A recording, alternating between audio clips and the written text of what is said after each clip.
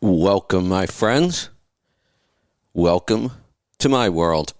I'm your host, Kevin Rutherford. It is Wednesday, August 10th. That means it's time for Destination Health. We are here live. We are going to open the phone lines right now. Start dialing 855-950-3835. It's a health free-for-all. As long as your topic has something to do with health, anything goes. Pick up the phone and join us. We'll talk about diet, stress. I'm going to talk a lot about stress today. All kinds of things, anything health-wise. Pick up the phone. Dial me up. I'll get to those calls here in just a little bit. I do have a topic I want to talk about here at the open, and it is stress again. I've been talking a lot about stress, and I think I'm going to be talking about it a lot more. And I kind of feel like I've made a breakthrough in how we should think about stress, what stress really is, and what we do to improve it. Now, I've said several times over the last year that I've been working on this protocol that we can't just avoid stress. You know, it seemed like that was kind of the approach. If somebody was suffering negative consequences from being too stressed out, we would tell them to avoid stress, take a vacation, go meditate, go take a walk in nature. You know, our approach was always avoid it. And it doesn't work. And I've also talked about the supplements, that even though there's tests and proof that these supplements should make our body more resilient to stress, they really don't work, in my opinion. We stopped recommending them a long time ago because when we did recommend them, we weren't getting results. And I couldn't figure out why not.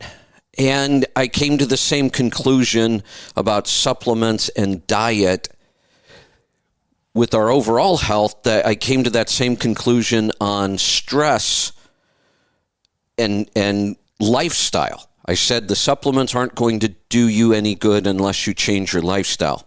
Here's the breakthrough I think I'm having right now. And part of this, again, goes back to the Garmin watch. We have a new reading on there now. So I've been doing some more research into this.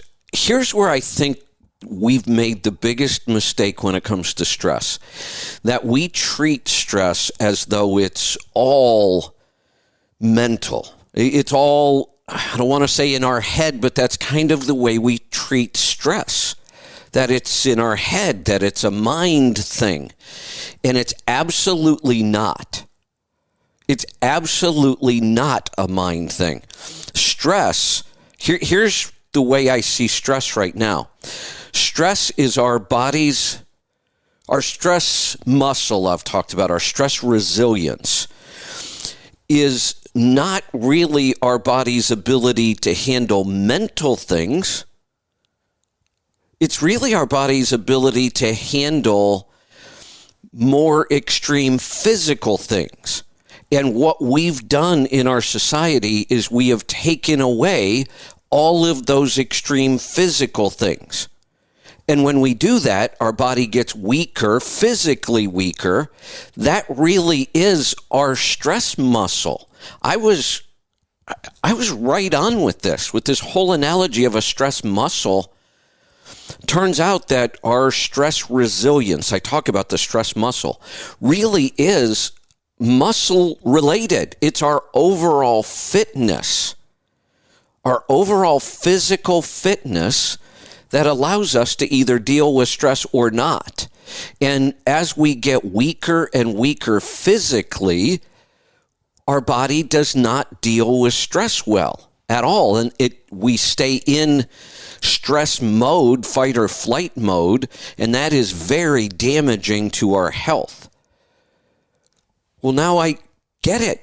The way we get out of that mode is by being physically stronger. I've talked about this muscle. It's exactly correct. But it's all of our muscles, all of our fitness. So the measurement, HRV, I've talked about in the past, heart rate variability, which is very different from heart rate.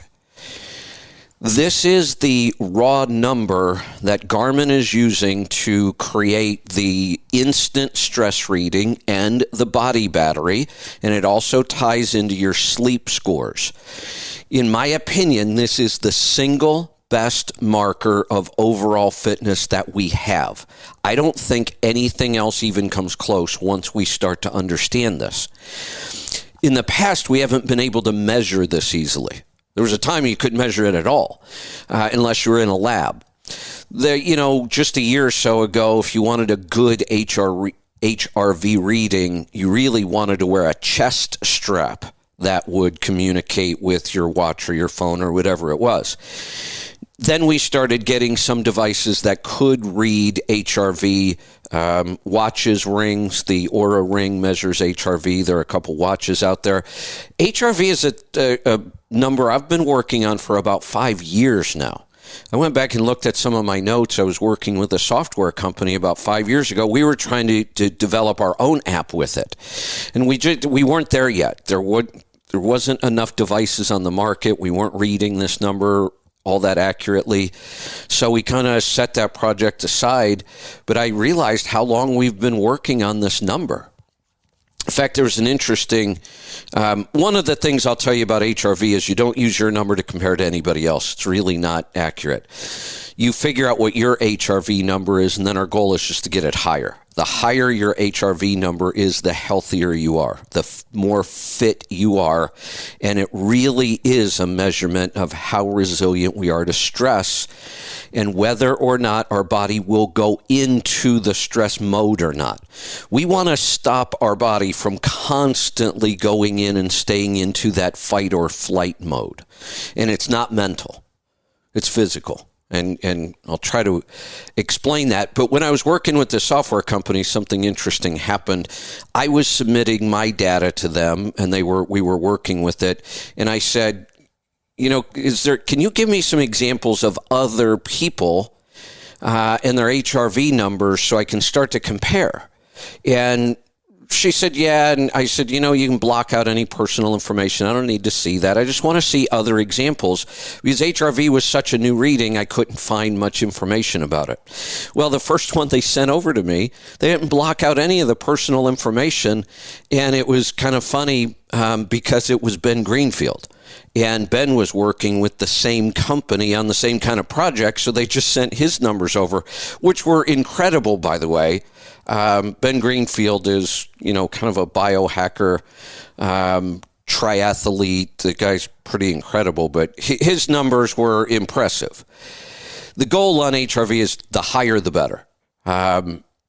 Currently, I think my numbers had bottomed out like in the 30s when I was on the road, and I wasn't active and I wasn't working on the protocol, and my HRV had dropped down into the 30s. I've got it back up into the low 50s, high 40s, low 50s right now. Ben Greenfield at the time was almost always between like 90 and 110.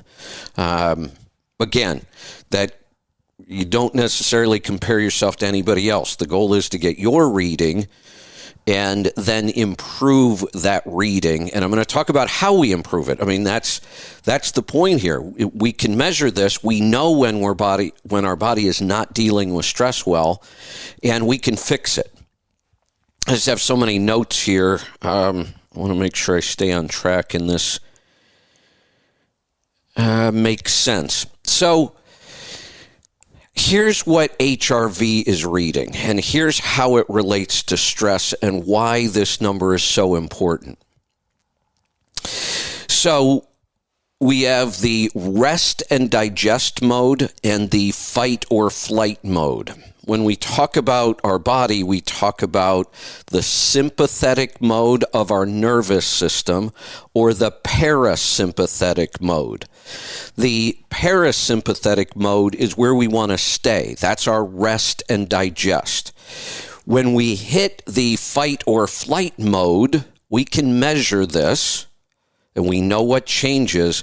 This is when our body starts releasing all kinds of crazy chemicals. And these chemicals are important. They're designed to keep us alive in a true life or death emergency. A saber-toothed tiger is about to eat us. Another tribe is attacking our camp. It was designed for true life or death situations. In today's society, we have so many things that trigger this mode, and we spend way too much time in the sympathetic mode of our nervous system, and all these chemicals are horribly damaging to our health. And we're in this mode all the time. So what we're measuring here, we have to think of two different heart measurements, heart rate and heart rate variability. Heart rate is how many times the heart beats per minute. Pretty simple. You can put a couple fingers on your wrist and feel your pulse, and you can count this yourself. It's not a big deal. Just about every wearable device measures heart rate. That's a simple measurement. We've been able to do that forever. Heart rate just tells us in a minute your heart beat this many times. Now, as an example, if our heart rate is 60, which is it's a good heart rate. If your resting heart rate is 60, that's a good number. You would assume, oh, well, that's easy. My heart's beating once every second, 60 beats per minute. And it might be, but if it is, that's a really bad thing. Turns out that the healthier we are, and when our body is in the rest and digest mode, then we need to look at heart rate variability. You could have two people, both at 60 beats per minute, exactly the same heart rate, but their heart rate variability could be wildly different. And it's a measurement of our overall fitness and how much time we're spending in the fight or flight mode. And it's our physical strength, and I'm gonna get to that here in a second. So heart rate variability now, we have two people, they're both at 60 beats per minute, but one has a heart rate variability of 30, and the other one has a heart rate variability of 90. Well, what I can tell you is the person if we could read their instant heart rate variability right now, and we're getting to that point, I think we can, we would know if you were in the fight or flight mode or the rest and digest mode. That's how the Garmin watch calculates those stress numbers and body battery, is from this HRV reading. When you are stressed, your heartbeat actually becomes more consistent. It will go up. If we stress these two people right now, both of their heart rates will go up. When we stress somebody, that the heart rate goes up, but heart rate variability goes down. And that's a bad thing. So it means that the number of seconds between beats gets very consistent when we're stressed. Our heart beats faster, but more consistently. When we're not stressed, when we're relaxed, we're out of that fight or flight mode, our heart rate goes down, our heart rate variability goes up. Now you might have a second between beats on this beat, but the next beat might be a half a second between beats, and then it might jump to 2 seconds between beats. It's not consistent. The variability is all over the place. That's actually when we're resting. We want that inconsistency. We want a high rate of variability.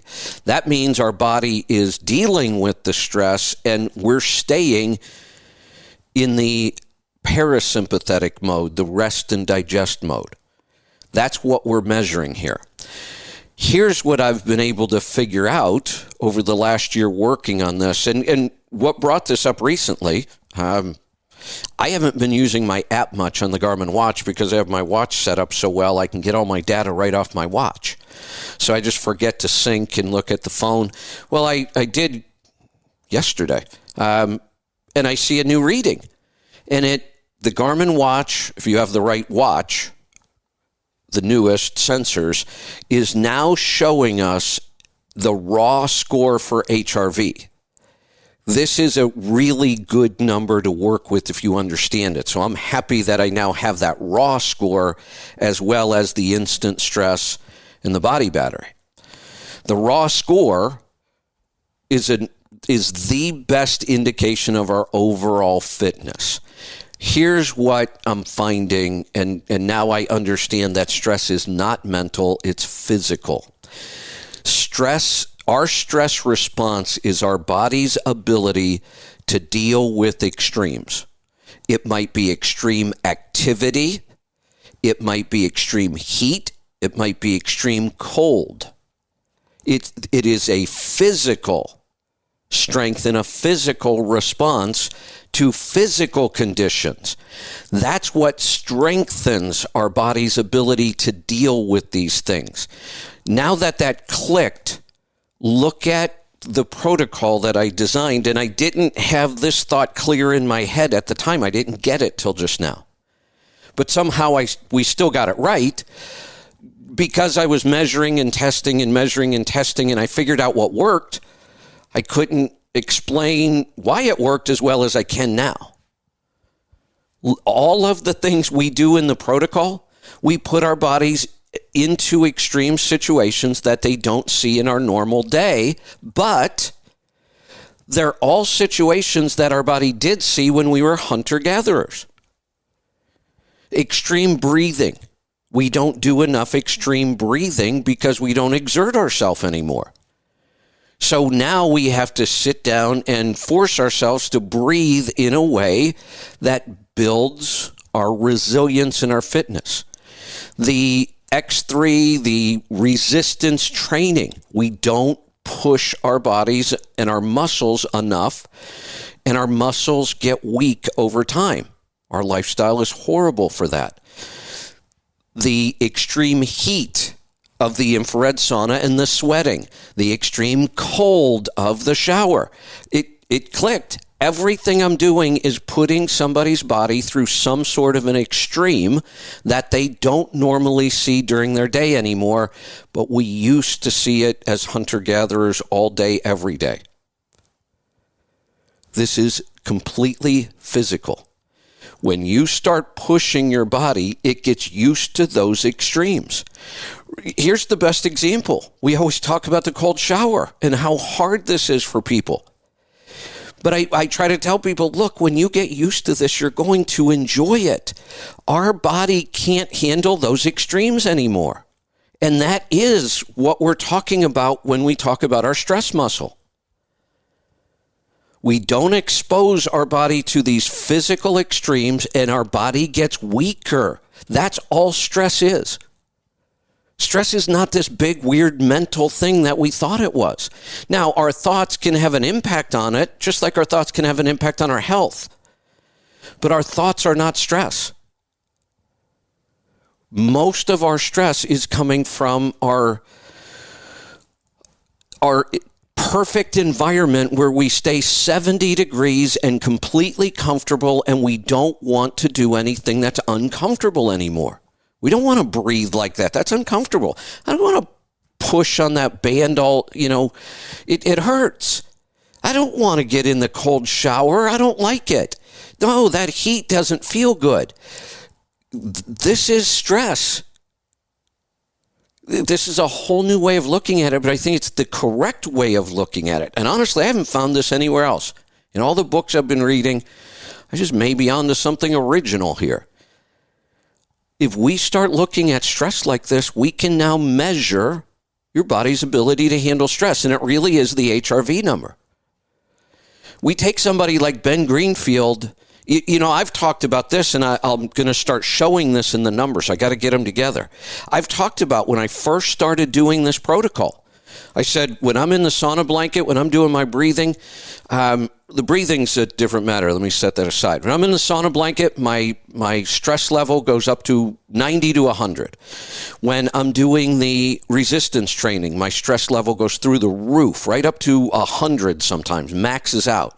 When I get in the cold shower, stress level maxes out, goes through the roof. But I started noticing something.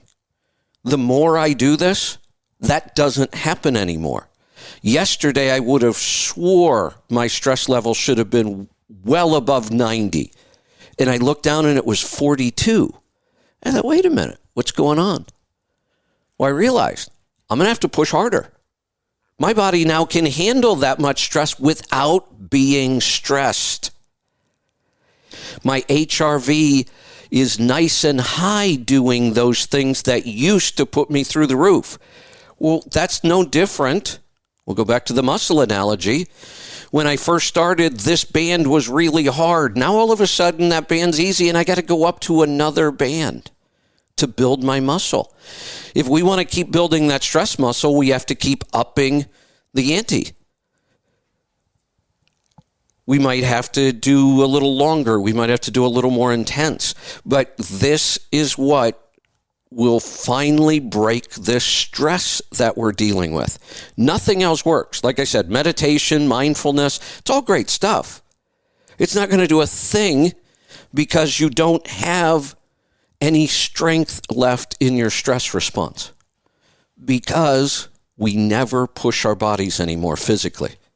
We stay so comfortable all the time and so inactive, and it's killing us.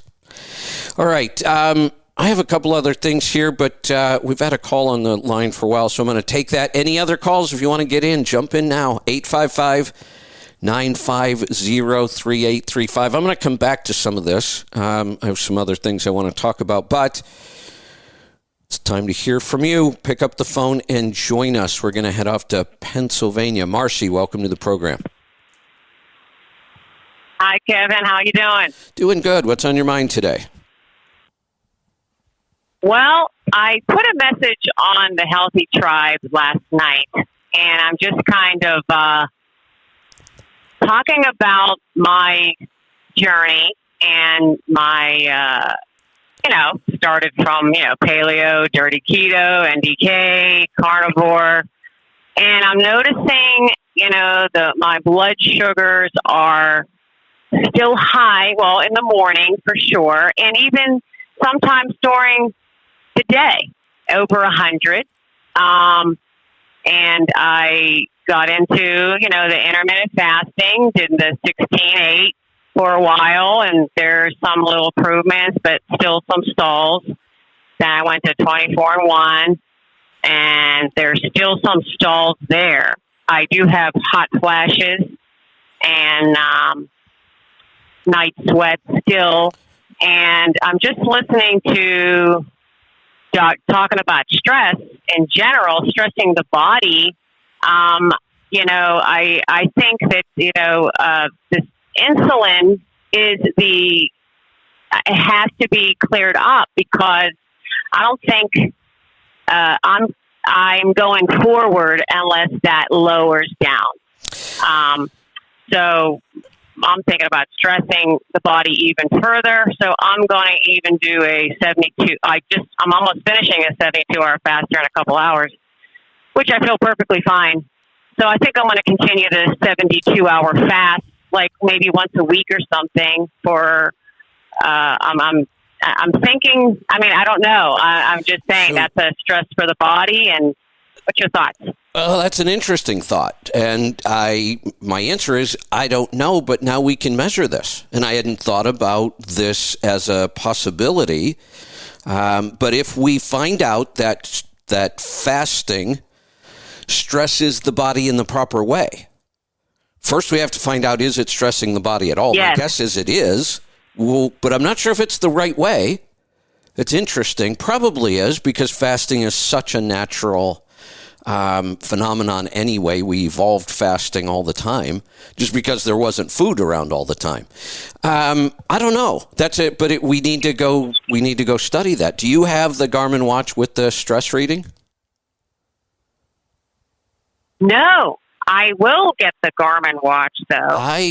So everybody who's listening that is practicing fasting, let's start paying attention, and I'll do it, and I'll do some extended fast to test this. Let's see what it's doing to our stress level, and over time, let's see what it does to our HRV level. So one of the things I'll tell you, I don't think I got to this in my open, as I'm working on this protocol pretty intensely right now, I'm not skipping many days. I'm being really diligent with it. I'm pushing myself, and I'm watching my HRV number go up. That's exactly what we want to see. And the only thing that does it is pushing the body physically. It's the cold, it's the heat, it's the sweating, it's the resistance training, it's the breathing. It's pushing our body to physical extremes that we don't normally do. And when we do that, we watch the HRV number go up. And when that happens, that means it's telling us the stress level is coming down. Because if your HRV is low, it's because we're in the stress mode too often. So when you average it out and your number is low, you're spending too much time under stress.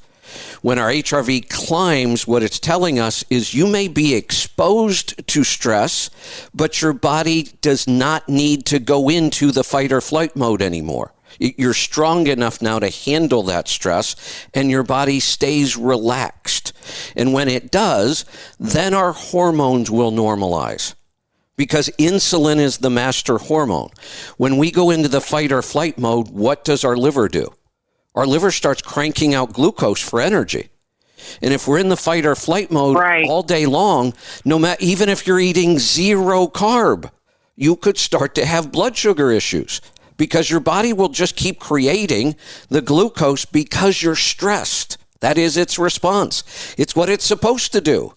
But if we can get that number up to where we can handle these things and our body will stay in the rest and digest mode, then our hormones can normalize. Because when blood sugar spikes because of stress, the body has to release insulin. Right. And that's exactly what's happening to me. So, yeah, and just like the 24-1 fasting just isn't, it's becoming so normal to me. It's just like a regular thing. Well, and again, so I'm just up in that. We need to find out if this fasting is something we should be doing when we're weak. Maybe not. I don't know. Here's another example. I say that it's physical activity that will get us out of this. And yet, I can point to most people today, and their physical activity is making this worse. The last thing you should do when your HRV is low is go to the gym and spend an hour on the treadmill. You'll probably make things worse. Runners tend to make this worse because they keep running more and more and more, and it's stressing the body, but not in the proper way. So, but if we do exercise the right way, high intensity, short duration, and we alternate it, we vary it. We don't go out and get our heart rate up to 120 and hold it there for an hour. That's wrong. That does not help us. Now, once you get your body nice and strong, you can go run marathons. But we have people running marathons that are getting weaker and weaker. So what I want to be careful of is that fasting will help when somebody is weak, because we're dealing with people whose HRV is probably bottomed out. They're stressed all the time. We're seeing the physical response to it. I don't know yet if fasting would be good at that point. We have to go figure that out. Right. Well, I think maybe like you're saying, getting the watch and still checking my blood glucose and ketones. I think that is a good indication too of, your progress as well, yes, right? Absolutely. If we spend less time in fight or flight, we should see our blood sugar numbers come down. Right. Well, I'll definitely get the watch. I mean, I got the X3. I didn't do it yet. I'm doing dumbbells in the truck, nothing major yet. I'm doing Wim Hof breathing and still trying to do the cold therapy, and that's really tough for me. It is. I know. I can get past a little bit, but it's tough. Yeah, it is. I get it. And I will tell you, if you skip this like I did when I was on the road, you have to go through it all again. And it was no easier the second time. I thought, well, maybe it'll be a little easier. Maybe I'll get used to it faster. I didn't. I had to suffer through that again. But now I'm back to the point. I love it. And I'm starting to see that when that cold water hits me, my stress doesn't go right to 100. It's starting to handle that much, much better now. That's so funny. My husband's really into the cold therapy. He just goes out in our backyard in the middle of winter and turns the hose on and takes the shower out there. That's pretty awesome. Yeah. So, yeah, and he's pushing it to get me to do the cold therapy, and I really need to, like you said. I mean, I think the whole thing is stressing the body. I mean, because we're not used to eating, in caveman days and all this. We're not used to eating, 3 squares and Exactly. all this stuff. Like we need to. Okay, well, I'm going to get the Garmin. I'll do some more testing. Here, and let me tell everybody why it pays to get used to the cold exposure. Because I know a lot of people are skipping that part of it and saying, well, look, I'm doing the other stuff, and the other stuff's all going to help. But here's the beauty of the cold exposure. You only need 4 minutes to get maximum benefits out of cold exposure. Even Wim Hof says everything beyond 4 minutes is just kind of his training to get used to being uncomfortable. And the more we do that, the stronger we get. But you do get maximum benefits out of the cold exposure in just 4 minutes.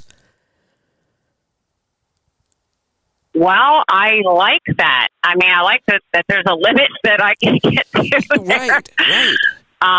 Yeah.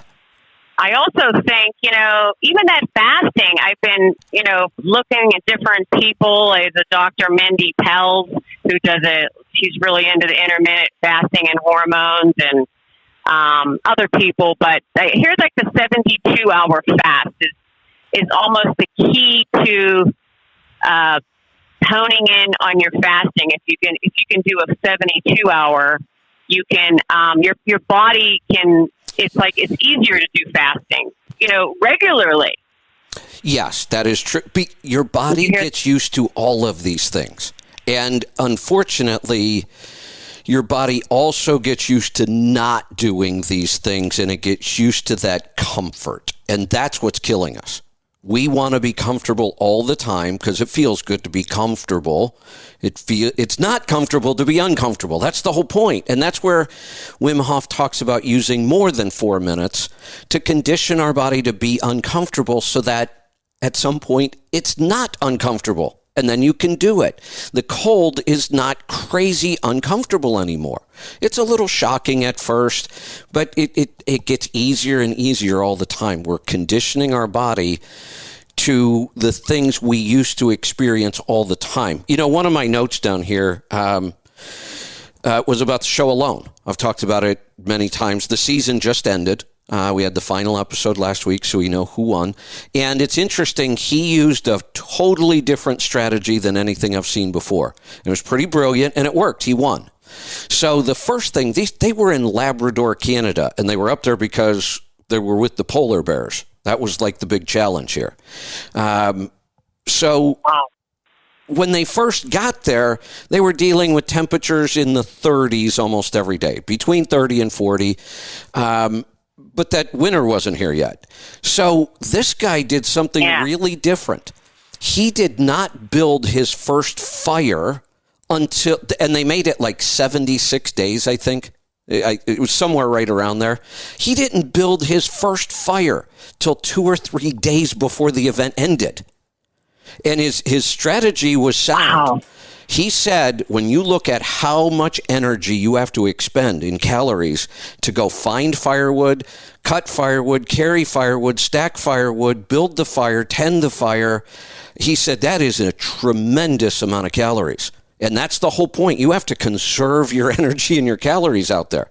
So he just said, I'm not going to build a fire, which means he was drinking water unboiled. There's some risk there, but it worked out for him. He never got sick. He was eating food that he had to eat raw because he wasn't cooking his food.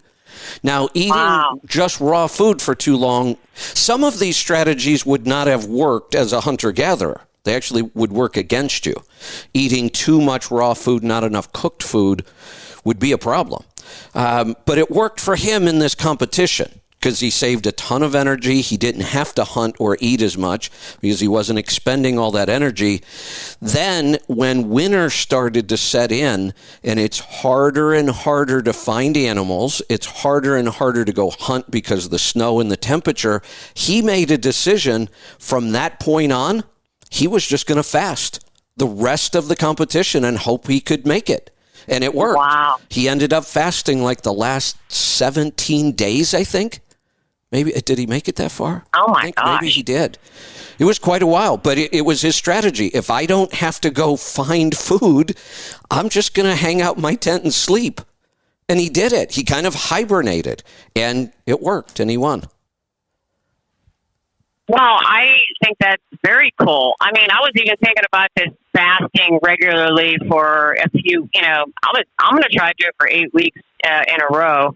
But I think, too, thinking about the, prepping, end of times, whatever's happening, if I can, do this to my body, that will just save on food and energy. If I can hone in on this fasting and kind of get used to it, extended fast for Absolutely. Regular amount of, maybe I think that will just help me in general. Absolutely. When I look at the population now, and we know we've known a long time how bad the diet is. We know that what we're dealing with right now, why are we talking about so many viruses all of a sudden? So many diseases coming back, diseases that never, monkeypox has been around for a long, long time, but it's never been a problem. Now it's all of a sudden it's a problem. Coronaviruses have been around a long, long time. Why are they such a problem now? Why are we seeing polio come back and measles, and what's going on? And what's going on is we were already getting weak because of our diet and our lifestyle. And then the pandemic and the lockdowns sent stress levels through the roof and caused us to be even less physically active and less healthy. And we're seeing it now. Human beings are becoming so weak physically because of our diet. And now I completely understand what stress is doing, and we are not going to turn around this issue of stress unless we get people doing the things I'm talking about. And what are the odds that people are going to go out and start doing this stuff right now? These diseases and viruses and bacteria are going to get worse for human beings, not because they're getting worse, but because we are getting weaker and weaker. And now that I understand the stress piece of it, I'm horrified for the rest of the population. Uh-oh, and I lost Marcy. Marcy, what happened? We lost you. All right, phone lines are open. It's quiet today. What's going on? Pick up the phone and join me. 855-950-3835. It is a health free-for-all. I'm talking primarily about stress, my stress protocol. The show alone, it's over. There was a winner. So we can talk about anything you want, though, if it's health related. Pick up the phone and join me. 855-950-3835. Oh, yeah, Sarah just sent me a message that if she ever went on alone, her strategy was going to be fasting. And it worked this time. There have been several people over the seasons that I've watched who also use another strategy. They gain as much weight as they can possibly gain before they go on the show. And you'd think, well, that seems a little crazy. Because when we gain weight, we get less healthy. But it actually does make sense. The whole point of this show is just you're. Here's the other thing I was going to talk about with humans. The interesting thing about this show is it points out why we form tribes. It's almost impossible for a human being to survive alone. It's really, really difficult. And it's interesting because this topic also ties into what's going on with population now and the whole book, The End of the World, and do we need more people on the planet or do we need less people? I'm really, really starting to believe we need more people, not less. if you take the last two people that were on alone, when it gets down to two people, and the other one was a woman, by the way, and she was 50-something, which is another challenge. Most of the people that win this are younger. Most of the people who make it farther in this are younger. She was 50. It was a woman, and she was a little weird. I think she's lived this lifestyle a lot, because the one thing I noticed about her right away was that nothing ever seemed to bother her. She was just happy the whole time, right up till the end.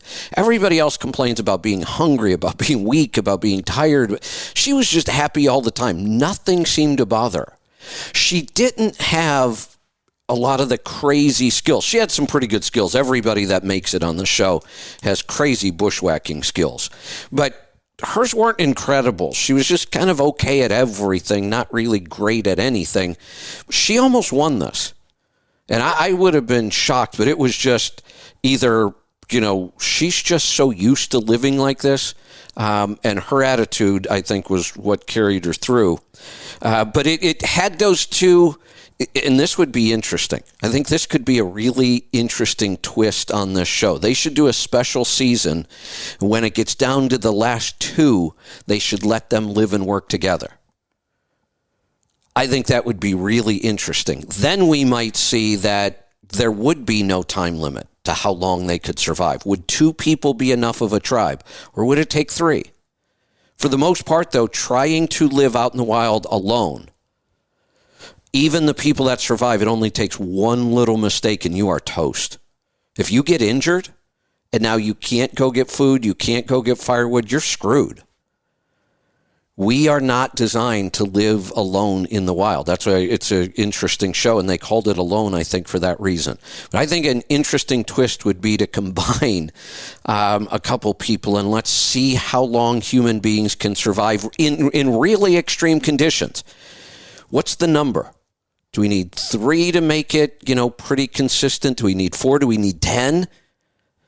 I don't know. It was really interesting to watch, though, some of the strategies. One guy, I think, put on like 70 pounds before he went on to the show. And it really is a matter of who can hold out the longest. Nobody ever, not alone, nobody ever really gets to the point where they're comfortable and they just know they can survive every day. Every day is a challenge. Every day, something's going to happen that's going to send you home, or, it would have killed you. It's a pretty interesting show to watch, but it really fits in to this whole idea of stress is now a problem for us as human beings, but it's physical stress.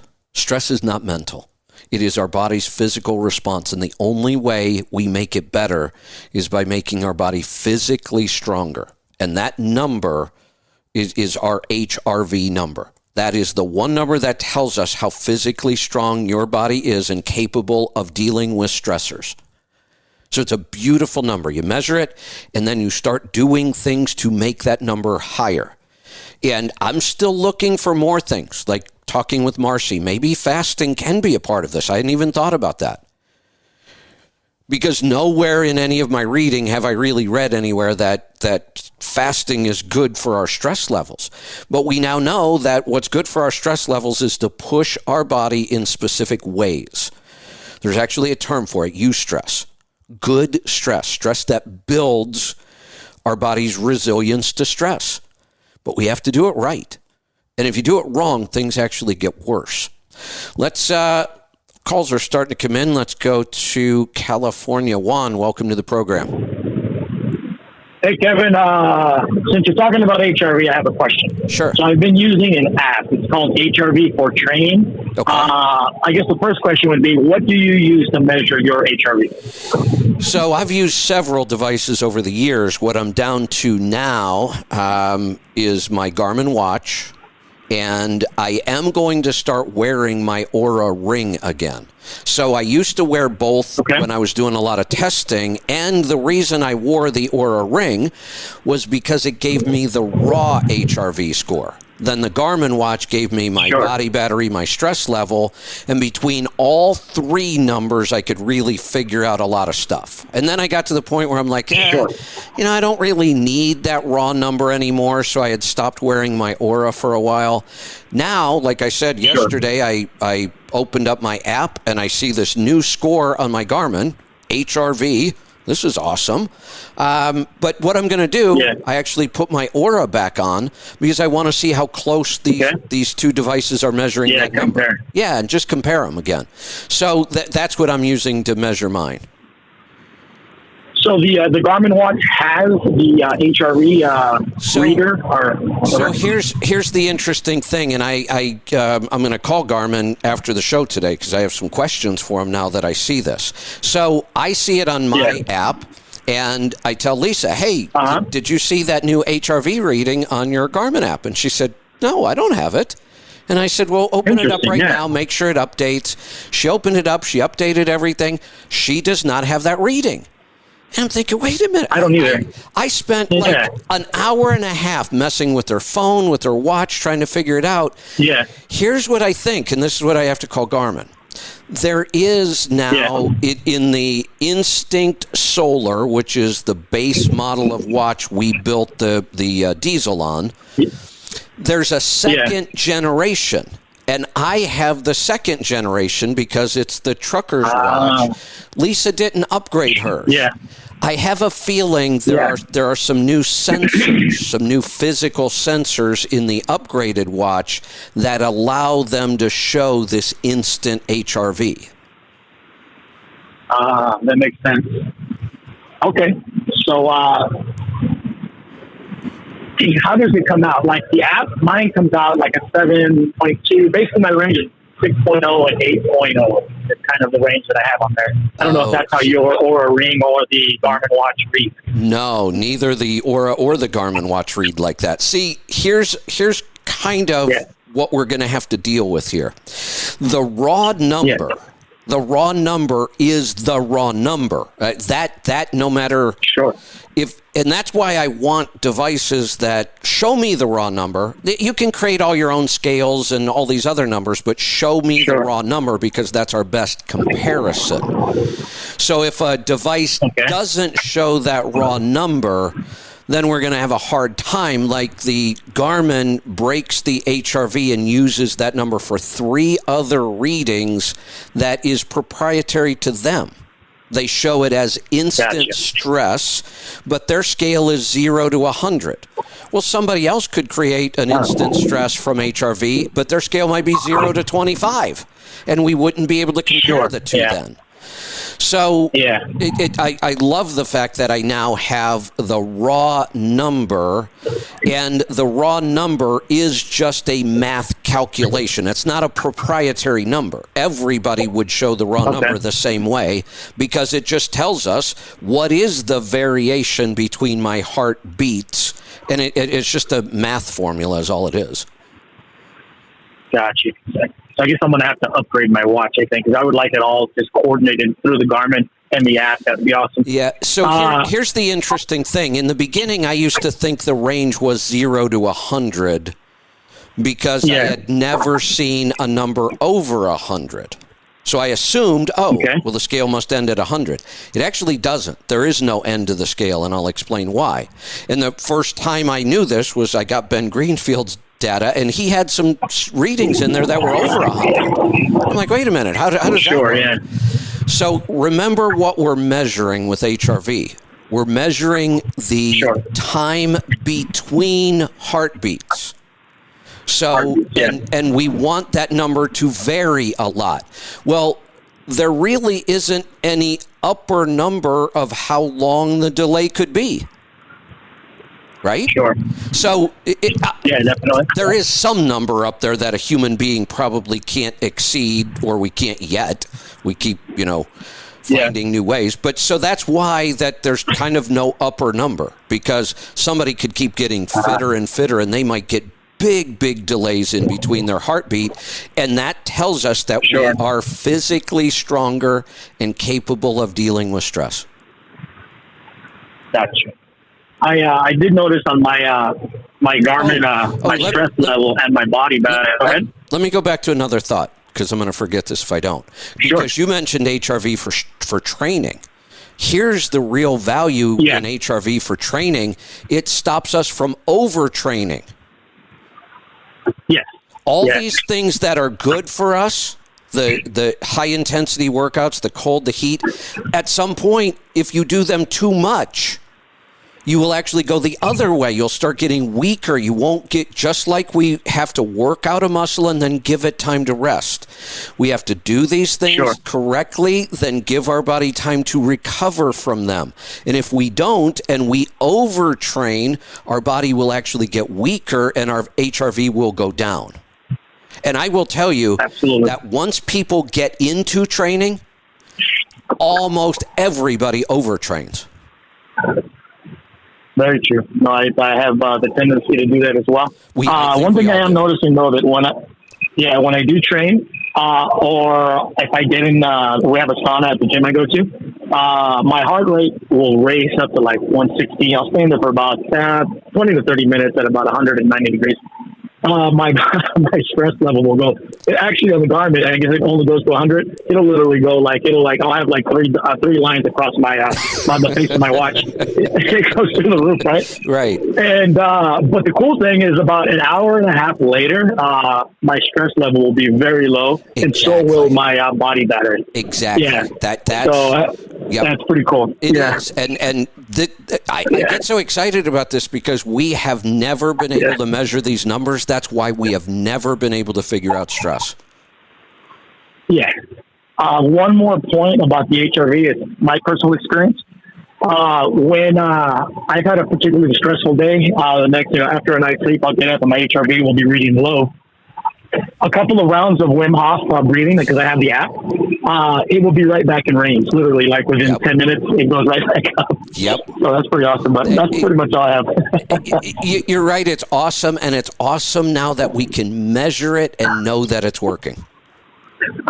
No, definitely. Yeah, it's really cool. So, all right. I appreciate everything, Kevin. Great stuff. That's the kind of feedback I want. That verifies what I've been finding myself. And I said the other day, I need to put together some sort of a formal program to really kind of get this together, get more data from other people. I think we're on the cusp of a really big breakthrough here with this. Let's go to West Virginia. David, welcome to the program. Hey, Kevin, how you doing? Good. What's on your mind today? Well, you talking about these measles and stuff that we're getting all of a sudden in the last 2 years.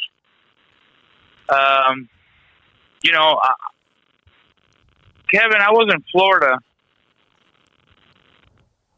and I got 3 mosquito bites in Florida. Every mosquito bite broke out. I don't know if it's the monkeypox or what, but I still have them. This was about 3 weeks ago. I have bumps over them.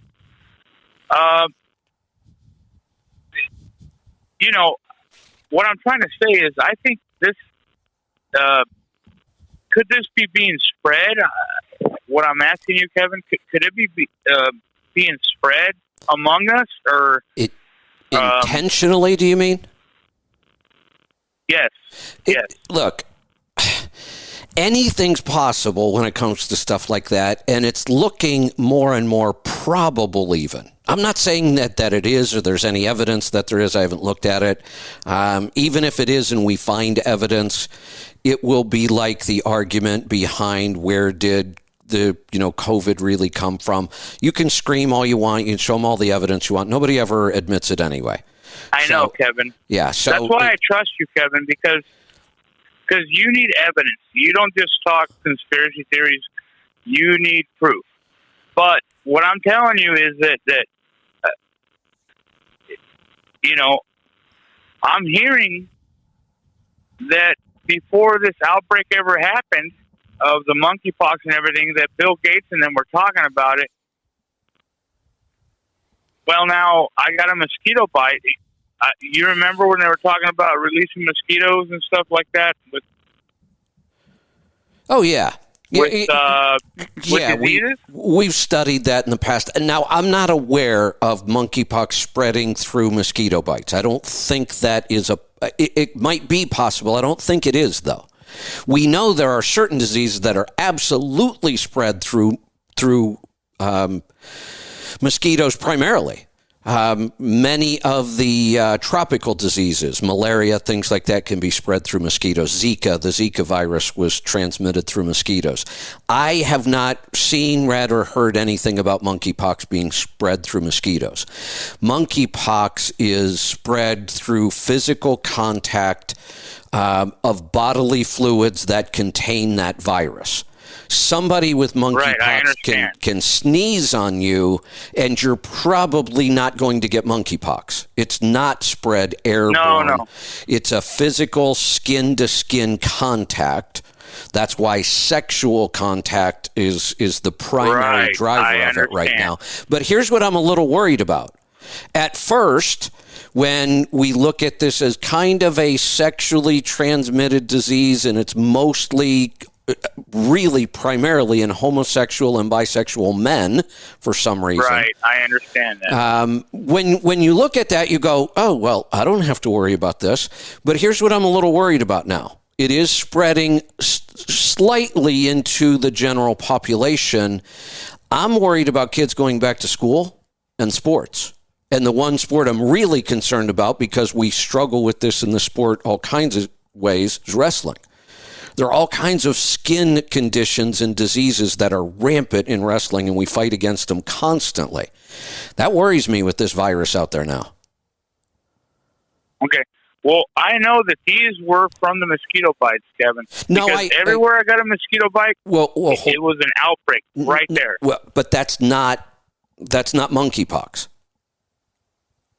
It's not. Okay. I don't know what it is. I don't know why your mosquito bite is still showing a bite 3 weeks later. That's unusual. We need to figure out why.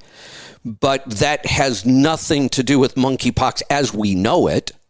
It could be something. We just don't know that yet. I've never seen where it's transmitted by a mosquito. And you don't have 3 bumps on your skin. It's not monkeypox. And I don't know if these look anything like monkeypox. You have something, but I don't think it has anything to do with monkeypox.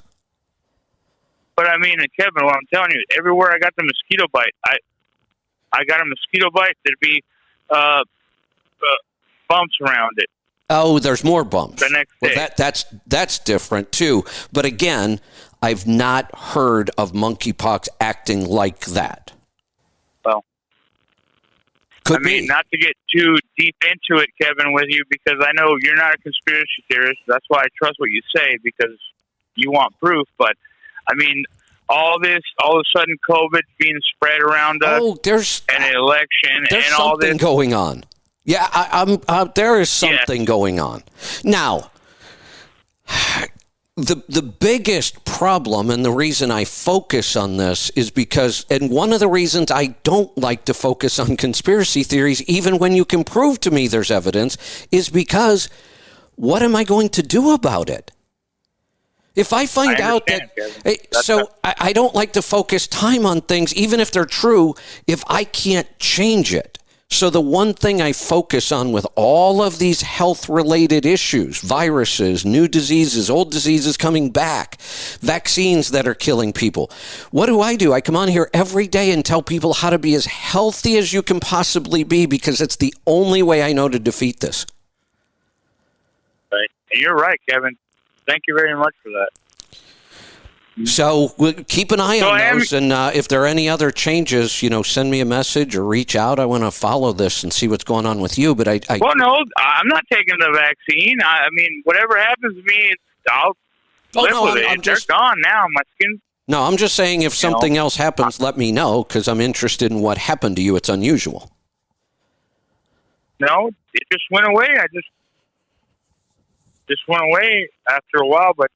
I do got some dark spots over this one on my leg, and that kind of looks like the monkeypox because they're purple. From what they're I've going been away. from what I understand, the bumps are not easy to identify. That there are lots of other things that can look like this in the beginning. And since yours went away, I'm pretty sure it wasn't monkeypox. It was some sort of a reaction to this particular mosquito bite, or maybe these mosquitoes did have some sort of bacteria or virus that you had a reaction to, but I don't think it was monkeypox. Okay, Kevin. I just want to share that with all you guys out there. That Thank you. Appreciate it. thank you. All right. Bye, We'll talk Kevin. to you soon. Thanks for the call. Let's go to Indiana. Jim, welcome to the program. Good morning, Kevin. Fantastic show. Thank you. I think you already answered this because somebody in your office can't find it either. But I have the watch. I have the app. I don't see where the HRV Do you have is, and I've updated Do you the have app. the Instinct Solar?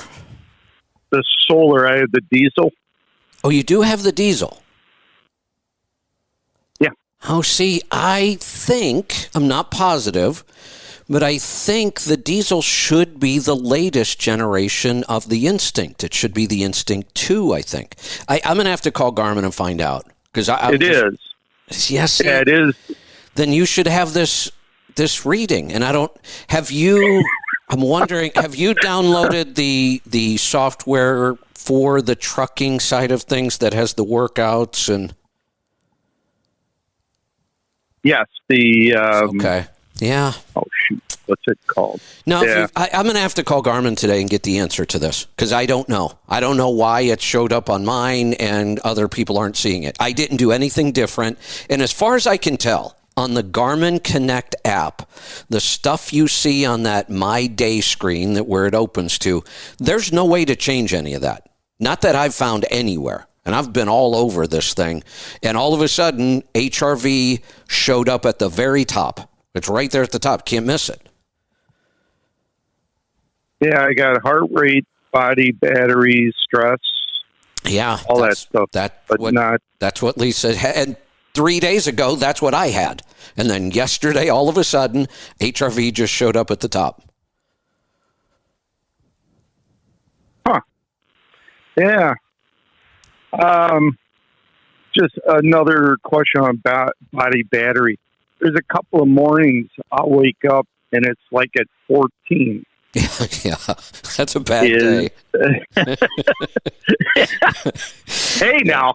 Yeah, it's this number is accurate. Honestly, here's what you should do when you wake up and Now, I've said in the past that avoiding stress doesn't work. Not as an overall strategy, but there are times you absolutely should avoid stress, and this is why the body battery number is so important. If you start the day with a low body battery, you better do everything you can to make that a stress-free day. Don't go work out that day. That's a bad time to go work out. That's when you'll overtrain. You may want to try, on a day like that, I would focus on breathing and maybe the cold shower. I might do my breathing and a cold exposure on days like that, but you should really try to take it easy on those days. That's your body telling you you've overdone it and we didn't recover overnight. All right. Yeah, I got the breathing app. Some of the things to watch out for on not recovering overnight: try not to eat too close to bedtime. 3 or 4 hours before you go to sleep, try stopping eating. That has a huge impact on your overnight. And there's a lot of evidence that all human beings, and I've talked about this in driving before, this is a challenge for us. There's a lot of evidence. In fact, there's a brand new study out, just came out yesterday. I haven't had time to dig into it yet, that talks about the human body should never, ever stay up past midnight. Yeah, no, I don't. So the earlier go to bed, the earlier we stop eating before we go to bed, the better our body will recover. And here's the other thing that will wipe this out, and I know nobody wants to hear this. Alcohol is horrendous on your body. I am shocked at how much negative impact we get from small amounts of alcohol. And the problem's getting worse because people are getting weaker and weaker. So these things we used to be able to handle, we can't handle anymore. Our bodies probably used to handle a glass of wine or a beer or two without any big deal because we weren't overstressed all the time. You take somebody who's overstressed and you throw in alcohol, holy cow, it's disastrous. Yeah, I don't drink, so I don't have that problem. I am almost to the point. I am almost to the point where I'm probably going to say I don't drink. I haven't in a long time again, and I'll say every now and then, I broke down, I had a glass of wine the other night. It's less and less. I can't remember the last time now. It's been months and months, and I kind of look at it and go, honestly, why would I ever do that again? Really? I know I enjoy it. I love wine, but man, when I can see the results in the numbers, it's just not worth it. No, like my body battery's 50 and my stress is 24 right now. Yeah, kind of middle of the road. Heart rate's at 58. Yeah, 58 on the heart rate. Yeah, I have a weird anomaly on heart rate. I always have. When you talk about resting heart rate in the 40s, that is almost always extreme athletes. I am nowhere near an extreme athlete. I want people to know that. When I work out, I have to push myself to just go do it. I'm not an extreme athlete, and yet my resting heart rate average is 47. I have no idea why. That's good. It is good, and it's healthy and it's good for us, but I have no idea why. Even when my HRV number had dropped down into the 30s when I was traveling and I wasn't active, and my heart rate just stays low. I don't know why.